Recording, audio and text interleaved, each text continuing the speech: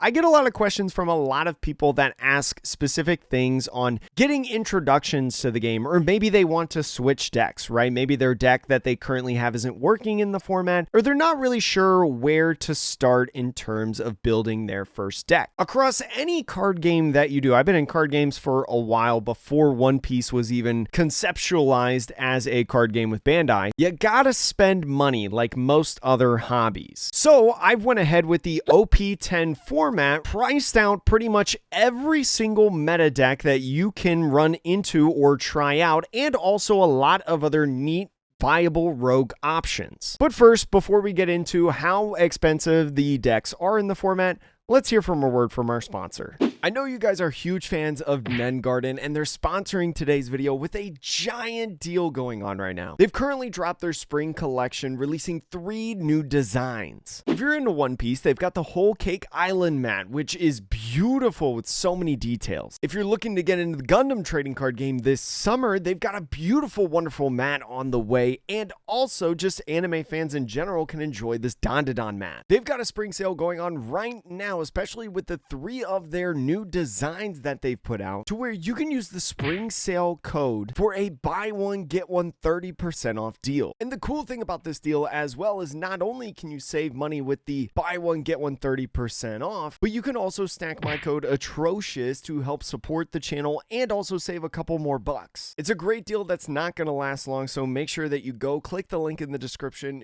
go ahead and get yourself some of the best mats in the TCG community. Anyways, back to the video. These are prices set on the day that I'm actually recording this and live streaming on Twitch and YouTube. To much of maybe nobody's surprise, Bonnie is the most expensive deck starting from ground zero. If you want to build Bonnie, which is a good and viable deck and is something that you maybe need to prepare for and have for OP11, right? If you want to battle and maybe don't want to play blue, purple Luffy, it's going to cost you about $300 as of right now. The big price point, though, if you look at this chart and how it's divided, is Cavendish. And unfortunately, there's no substitute for Cavendish that's actually good, right? It's an expensive card because it's actually that good. You can do a little bit of gambling, though, if you want, and wait to buy Cavendish. I personally think that PRB02 is going to include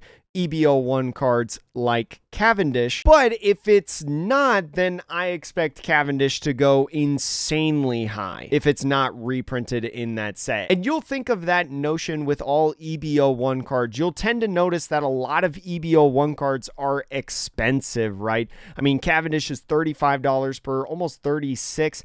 You know, even a regular rare in Scratchman Apu is $2.50 per. Like, that's pretty high for a bulk card. So it just really all depends of whether or not you want to take that gamble. Although maybe not the best option now in the format in OP10, Marco's actually the second most expensive deck in this format. A lot of it has credit to its 2 secret rares that it has within this deck, Silver's Rayleigh and Sanji, that really make up of about $200 of the $275 that you're going to need to spend to build this deck from ground zero. But I mean, I will say, if you did watch our Market Watch videos that we have on the channel, and I think actually there is another Market Watch video that I'm going to be putting out here soon, you could have saved probably about $15. But one of the things that you need to think about is if in OP11, Marco does become more viable in a more control-faceted deck list, but the core bulk of the cards that are expensive are in this deck currently right now, as you're seeing right here. I believe this is Eggman's list that he posted. If you want to make sure that you've got the deck ready to go for 11, you might want to pick up some of these pieces now before they go even higher when more people are starting to play Marco. I was shocked when I saw that Marco was the second highest deck, chat. I was shocked. Before we talk about any more decks, though, I will say that this entire spreadsheet is also in the description below if you're watching this when the video comes out on YouTube. Live stream chat, I'm sorry, there's no way to access this right now, or you feel free to screenshot at any point within this video. Now, Shanks, being one of the best decks in the format, also suffers from being $242, right? A $200+ $5 deck.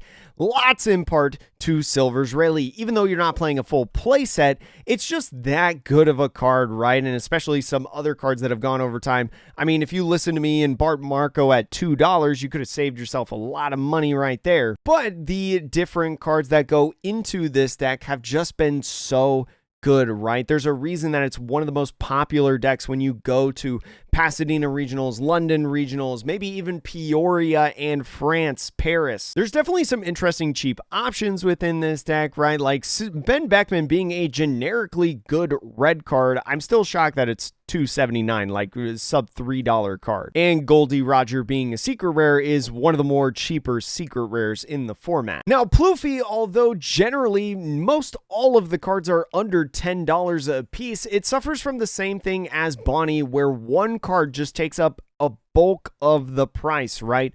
Mr. 2 Bon Clays taking up $100 of the $238 that you have. Again, there's not really a replacement for Bon Clay Mr. 2, and you're definitely going to need him, I think, for OP11 Blue Purple Luffy, but I will say that you only need to buy a couple probably for Plouffe OP05 Purple Luffy. There are several other cards in this deck though that if you're able to find out in the wild a starter deck 18 deck, you get a lot of great options, right? You get half the playset of the Luffy Taro, you get some of the Sangoros, half playset of Zorojuros, the Onamis, and Usohachi. Usohachi being one of the more expensive starter deck cards that we have around. Plouffe is one of the top decks within the format currently in OP10, and that's a big reason why some of these cards are so expensive. I mean, as I just said, it's pretty good. I mean, it just won the Virginia Beach Regionals not too long ago, this being the exact list of 50 cards. There are some options that'll save you a couple bucks, though, in the long run in the PRB reprint of Eustace Captain Kidd, and also Hitokiri Kamazo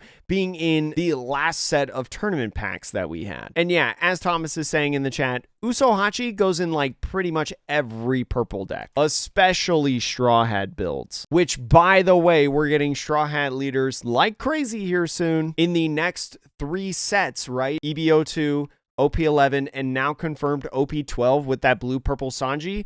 Going to be playing that Usohachi card. I've spread out Zoro in 2 different slots, mostly because the 2 deck lists are very much different and they're also priced differently as well. We'll get to the more traditional side of Zoro later, Philip Vu's list from Pasadena Regionals. The Zoro list, though, suffers in that same essence where the EB01 Tony Chopper is expensive and over half of the total cost of the deck entirely. You can get a good chunk of cards for the deck if you just buy a starter deck 21. I personally made a deal with a friend of mine to where I bought the starter deck 21. They kept the prize pack or whatever it is, and I just got the brick of cards, and it ended up being a lot cheaper than the actual starter deck. But I think if you want to go with Zoro in general, you should wait longer in this video, because traditional Zoro, in my opinion, is not only a cheaper deck, but it's also a better deck. But I will say that the zoo packages that are in a ton of different deck lists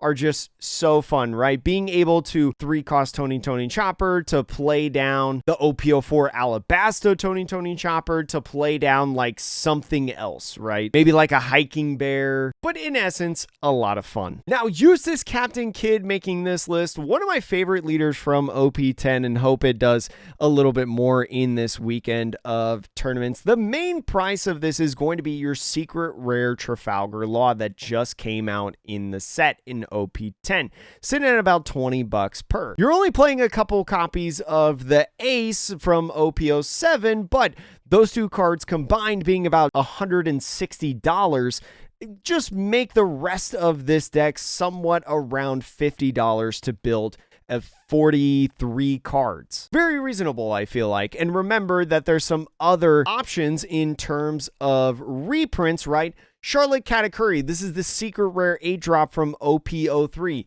Since it got printed in PRB, it's moved down from like a $50+ card all the way down to $6.41. That's what I mean by when I say, like, you can gamble and try to wait for something to be announced a reprint in PRBO2, because you could get cards like Charlotte Katakuri that just absolutely tank. The good thing about this deck as well, if you want to build it, is there's a lot of cards that are actually new, right, in all of OP10. So for a majority of these cards, right, like you can get all of these cards right here for less than $15. I didn't do the exact math, but just trust me, bro. And that's a pretty good amount of stuff overall to just get started. Rob Lucci, a deck that has a lot of conversation, especially after post-ban, is still seeing viability from both the East and the West in how it's played. Although Laboon and Brook have calmed down in price, if you're trying to save a couple bucks and adjust your deck, I say that Brook is probably the one that you need to keep, and Laboon has been like kind of the flex card. I included it in this list because one of our Las Vegas locals over at the Pasadena Regionals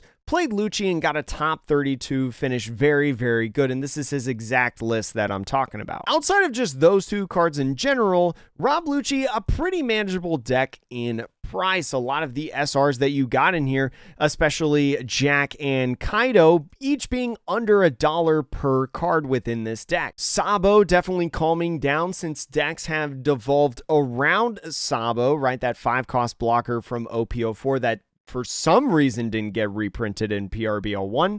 Still don't know why. And there's a couple different options on cards that make them much more cheaper, like an old card like Kobe being reprinted in the starter deck, Kuzan being reprinted in PRB and going from like a $20+ card now down to under $1, and the Hina locked inside the starter deck Navy 6 deck, but the Judge Pack card is actually cheaper than the original starter deck card. Fun fact for you there, help you bling out your deck a little bit. Smoker basically being a cheaper version of Rob Lucci. Now, that's not totally true. I'm just making a joke. Doesn't have the Laboons, and that's pretty much the difference between the two decks. They do run a little bit hand in hand, but you'll have to grab some other cards, especially when you talk about the top end. Tashigi from the starter deck is debatably the most important card in the Smoker deck, while Stussy being a tech card is a really cheap high-end option for you. The 10-drop Kuzan Secret Rare, a card that has started to make a little bit of noise in the West, but definitely has made its rounds back in the East, is a card that recently got reprinted in PRBO1, and definitely one that if I was going to put out a Market Watch video right now, I would say get your play set of 10-cost Kuzan. In OP11, if you're paying attention to the Eastern meta right now, Rob Lucci is playing this card, and Rob Lucci's playing a couple of them. Smoker, just like Marco in this current Western format, is definitely much more of a rogue option. Maybe not as strong as stuff like Shanks and Bonnie, but definitely can get you a fair amount of wins. Smoker winning one of the Chinos Cups not too long ago. Red-Green Smoker, a deck that just recently won the Athens, Greece Regional, doesn't have a card in the deck that is over $10 per card, although I will say the Sanji SR gets really, really close at $9.61. It's a good SR. Don't get me wrong. But Smoker is also one of those decks that has a lot of flexibility in how you can build it, right? The one that won the Japan Finals back in EBO2 in the East is very different from this list, right? This list playing this Don Quixote kind of package with the different baby 5s, one being the Searcher, the other being the 2K, as well as having the big 10-drop from OP04 and a little bit of Carrot in there. Although Carrot's not Don Quixote, it's just interesting in this list. Smoker can be pretty flexible based on the cards that you own in its playstyle, but there's definitely some cards that I think that you definitely want to keep, including the Smoker, right, from OP10 SR, and Tashigi, which go a little bit more on the higher end of this deck. If you're looking to get into playing Red-Green Smoker, I would actually recommend maybe buying this now, because once the EBO2 comes out, Red-Green Smoker is one of the decks that has a pretty fair matchup and a pretty good matchup, I feel like, into Green-Purple Luffy, which,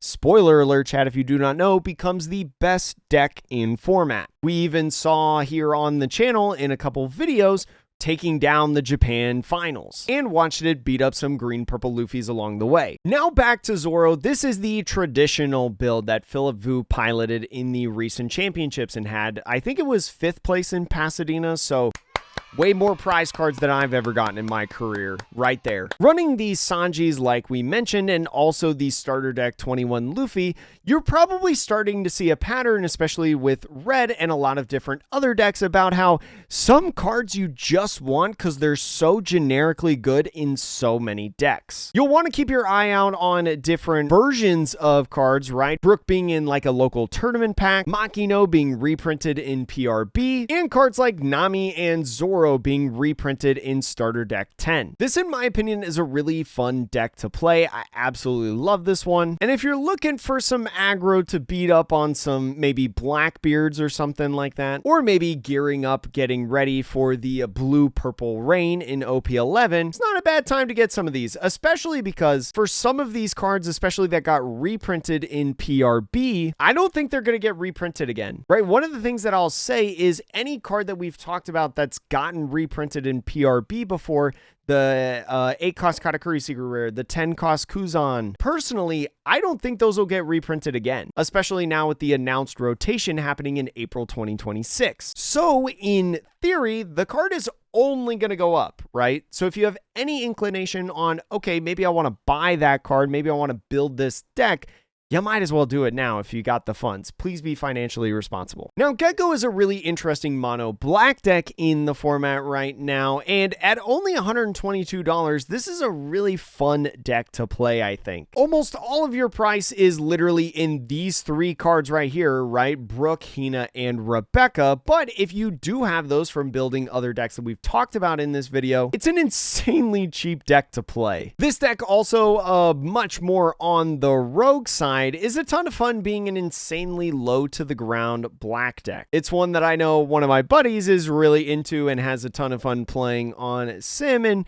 you know, especially at locals, you maybe can steal a win here and there with this. I think this got like this is this list that did top 32 in the Eggman case tournament, I feel like a couple weeks ago. Now going in with a $50 decrease, right? Our first sub $100 deck if you're starting from ground zero.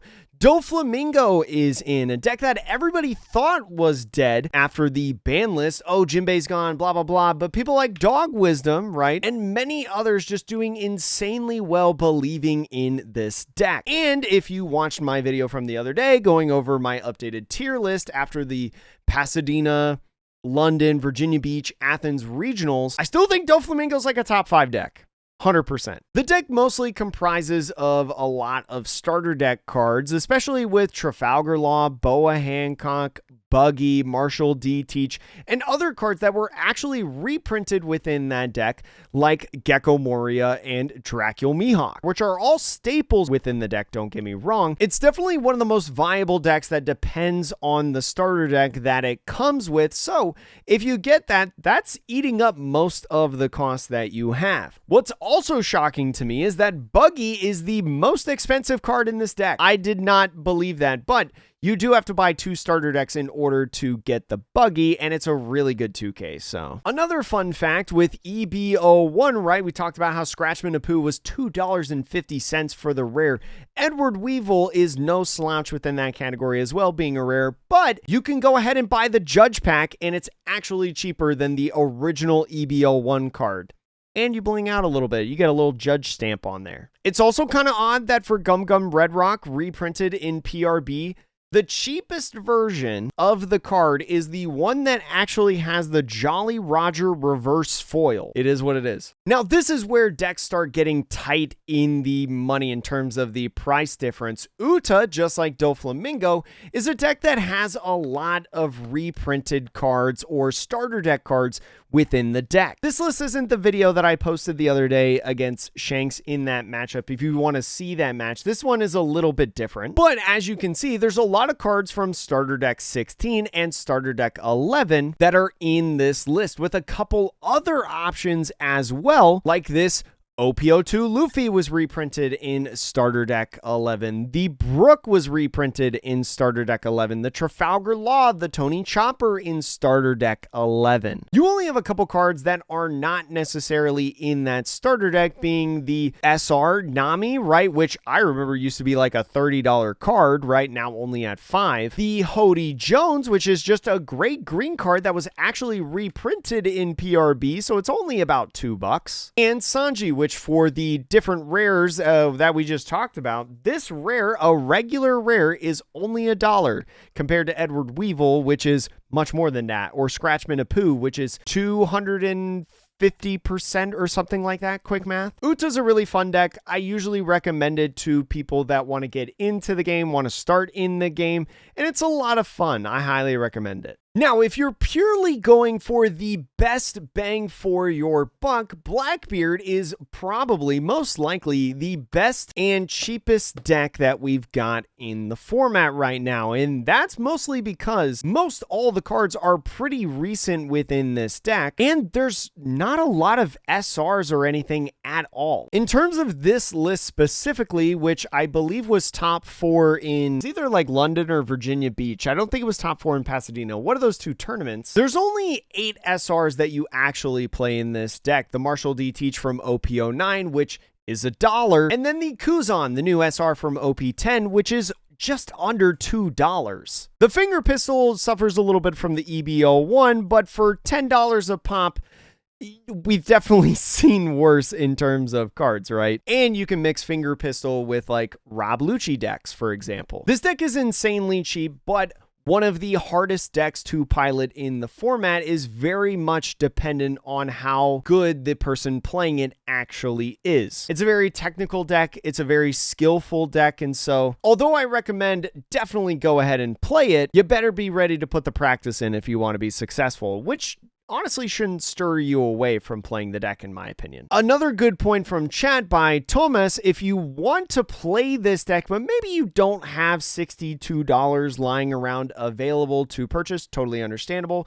Blackbeard is going to be getting a new starter deck this summer, and if the starter decks, although we don't know the exact deck list at the time of this recording, if they're anything like these starter decks when Doflamingo came around, right, I talked about how Gecko Moria and Dracula Mihawk were reprinted in those starter decks, there's a good chance that a couple of these cards are going to be put in the starter deck, therefore making it cheaper. Now, I don't know exactly which ones or how many, because it's all just assumptions right now. But I think if you want to wait until those starter decks get revealed on what the contents are inside it, because they come out in what, like June or July, I think, sometime this summer, we're going to know pretty soon what's in them. They're going to do some advertising on some of at least a couple of the cards in there. So I think it would be fair to wait if you wanted to as well. Now, Nami, the Pasadena Regional Championship deck is here in the next spot on this list. And if Love Love Mellow was just reprinted, this would be so insanely cheap. The good news is if you're looking for alternates, right, and you want to buy some, the Love Love Mellow alternate is pretty close, just a little bit more expensive than the actual card. This is specifically from the revision pack, if you're curious on what that actually means. Because at the beginning of the game, when the starter decks first came out, they accidentally screwed up some wordings on the printing, so they made these little revision packs that had updated wordings on some cards and errata the old messed up ones. But outside of that, especially with Kaya getting a tournament pack reprint, this is an insanely cheap deck overall. Kaya and Love Love Mellow in total making up like $40 of the $55 that you're going to need to spend on this deck. And especially because it did just win Pasadena, it's a good and viable deck if you're willing to grind the games, because similar to Blackbeard, as we talked about, even though it's a cheap deck that you can pick up pretty quickly, to be able to master it, it is, in my opinion, these two decks are the most difficult decks to play right now in the One Piece trading card game,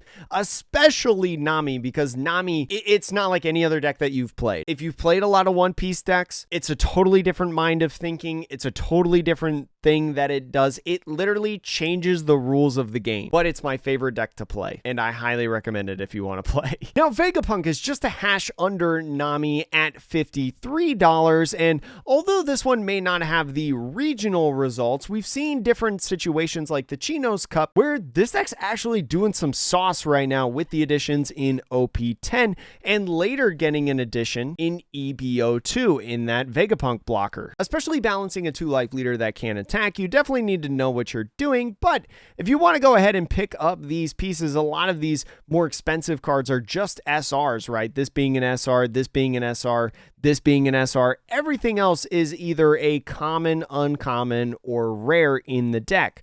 Lilith being the only other SR, I think, looking at this. It's one of the more rogue strategies, but one that you can have a ton of fun with, especially if your locals are filled with people still on Doflamingo. This deck originally being created, I think, to beat Doflamingo. Now, this is the part of the video where I do have to say, if you want to play Lim and you play the exact 50 that Fletch played and won with at the London Regional Championships, that's going to cost you a little bit. Specifically because this promo exclusively came in event packs as participation prizing in the regionals that have been happening lately. So a relatively new card that is also exclusive is pretty pricey per card. A lot of people are jumping on Lim, and if you want a cheap replacement of the card, just replace it with the OP09 Ace. It's a 2K. It also rests a character, which could be a blocker, to go for game, still searchable from the 3-drop Lim that you've got. If you replace that card in general, it'll save you literally like $151 because it's so cheap compared to the promo, and it almost does the same thing. Technically, the promo's better. I wouldn't even spend the money on the promo. So if you wanted to play this deck without the promo, which is good, fun, and viable in my opinion, despite what Twitch chat says, Denny over here, it would cost you under $50 to play, about $46 in total, building it from scratch. You're especially lucky in that most of these cards are OP09 and newer, so there's not really any cheap cards that you need to get that are going to break the bank, right? The only one, I think, is the Kurozumi Orochi, which has just gone up from like 10 cents to 41 cents per card since Fletch won the regional, right? But Lim being one of my favorite decks of the format right now, I mean, it's pretty fun. I played it earlier today and it was a ton of fun. Now, starting on the sub $40 decks, I actually really recommend playing Usopp, right? Usopp had a good amount of success this past weekend in the London and Virginia championships, and is definitely one that flew under the radar heading into it. This is one of the deck lists that placed high. I believe this is one from Virginia, the highest placing Usopp in Virginia. I can't remember the place or name, my apologies. But a really good and flexible deck, especially since Doflamingo survived in the format. If you're looking to get into Usopp, I think that this is an incredible deck and an incredible time as well to jump in. It's not very expensive, doesn't really take too much to build from the ground zero, and if you've been playing a little bit and maybe opening, you really only have to think about OP04 cards and OP10. Now, just a little bit more than $30 is Reiju. Reiju, a great deck that I've been playing on stream, I've been having a ton of fun with as well, is one that you may need to look out for and snag. It might be nice as well to get it because I think I just saw, just won a flagship with Reiju in the OP11 format out in the East. It's definitely a deck that can contend with the meta, and I think Reiju has a strong position now in the West, so it might be nice to go get your sets while you can, especially before OP11 comes out, and all you have to do in OP11 is think about getting the newer stuff. Now, technically, this list of Bello Betty that I have here is more expensive than Reiju, but what I will say is they're just like the Lim deck, there's a cheaper option to get the most expensive card out of that deck. I would say that Kid and Killer is not needed in the deck. It's just that the list that I have from my friend who has had success with it just plays Kid and Killer. But if you don't want to buy Kid and Killers because they're $5, $6 per card, just play something like the Revolutionary Army HQ stage. It would literally save you $22, making this deck a $14 deck. The premier rush deck of the format and also in the game in general does really well in a couple different things and in the future in OP11. I don't think the deck actually changes that much in OP11. It doesn't really gain a new cards. It's just a format that has shifted to where Bello Betty can be more successful. It might do you well if you've got $14 lying around, right? Just go ahead and pick up the rest of the cards of this deck. It's insanely cheap, it's really fun, I enjoy it, and can do you well. And that's going to be all. Thank you so much for watching. Hope you enjoyed the budget decks. We got a lot of content coming in soon, especially about EBO2. EBO2 releasing on May 9th. So if you're enjoying what you see and maybe want to see the set list, buy list, matchups for green, purple, Luffy, and other decks that are utilizing EBO2 cards, make sure to subscribe to the channel, right? Leave a comment on whatever you want to see, maybe the deck that you want to pick up, and I'll see you later in the future. And especially for the live stream people that you're here, thank you so much for watching. It has been a fun stream doing some viewer battles and also doing this video. It's been fun interacting with you guys. And now I got to go hang out with my parents. They live all the way across the country, chat. I see them like 3 times a year at most.